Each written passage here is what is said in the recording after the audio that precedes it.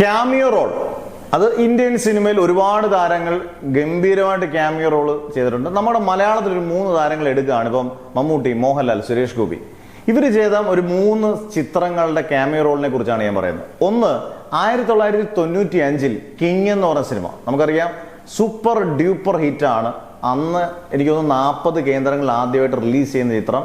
ഒരു രക്ഷയില്ലാത്ത, നമ്മളൊക്കെ ചെറുപ്പത്തിൽ പോയി കണ്ട് ഇംഗ്ലീഷ് ഒന്നും അറിയാത്ത എല്ലാവരും കൈയടിച്ച്, ഇംഗ്ലീഷ് മമ്മൂട്ടി പറയുന്ന കേട്ട് കൈയടിക്കുന്ന സിനിമയ്ക്കകത്ത് ഒരു ഗംഭീര ക്യാരക്ടറോട് ഉണ്ട്. എല്ലാം ഗംഭീര ക്യാരക്ടറാണ് ആ സിനിമയ്ക്കകത്തുള്ളത്. പക്ഷേ അതിനകത്ത് സുരേഷ് ഗോപി ചെയ്യുന്ന മാധവൻ IPS ഏകലവ്യയിലെ ക്യാരക്ടറിന്റെ ഒരു ക്യാമിയോ പോലെ ഇതിനകത്ത് വന്ന് വളരെ ഒരു കുറ്റാന്വേഷണത്തിന്റെ ഒരു ഭാഗമായിട്ട് വളരെ കുറച്ച് ഒരു 10 മിനിറ്റ് താഴെ വന്ന് സുരേഷ് ഗോപി വയ്ക്കുമ്പോൾ എല്ലാവരും കൈയടിക്കുന്ന സീനാണ്.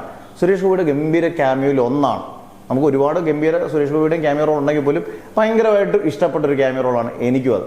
നിങ്ങളുടെ അഭിപ്രായങ്ങൾ എന്തെങ്കിലും പറയുക. ഇനി തിരിച്ച് മോഹൻലാലിലേക്ക് വരുമ്പോൾ 1998 സമ്മർ ഇൻ ബദലയം. മോഹൻലാലിന് എനിക്കൊന്നും one of the best cameo role. കാരണം അതിനകത്ത് ഹരീഷൻസിന് ഓപ്പോസിറ്റ് ആയിട്ടാണ് ആ സമ്മർ ഇൻ ബദലയം വന്നത്. സിവിമലയിൽ സംവിധാനം, രഞ്ജിത്ത്, തിരക്കഥ, മഞ്ജു വാര്യർ, നമ്മുടെ ജയറാം, സുരേഷ് ഗോപി എല്ലാവരും ഉണ്ടെങ്കിൽ പോലും അതുവരെയും കളിച്ച് രസിച്ച് നല്ല ഗംഭീര പാട്ടുകളൊക്കെ കൊണ്ടുവരുന്ന പടത്തിനെ ലാസ്റ്റിൽ ഇമോഷണലി അങ്ങ് ഹുക്ക് ചെയ്യിപ്പിച്ച് അങ്ങ് അപ്ലിഫ്റ്റ് ചെയ്ത ഒരു സിനിമ എന്ന് പറയുന്നത് അത് മോഹൻലാലിന്റെ നിരഞ്ജൻ എന്ന് പറഞ്ഞ കഥാപാത്രം. ഒരു രക്ഷയില്ലാത്ത കഥാപാത്രം.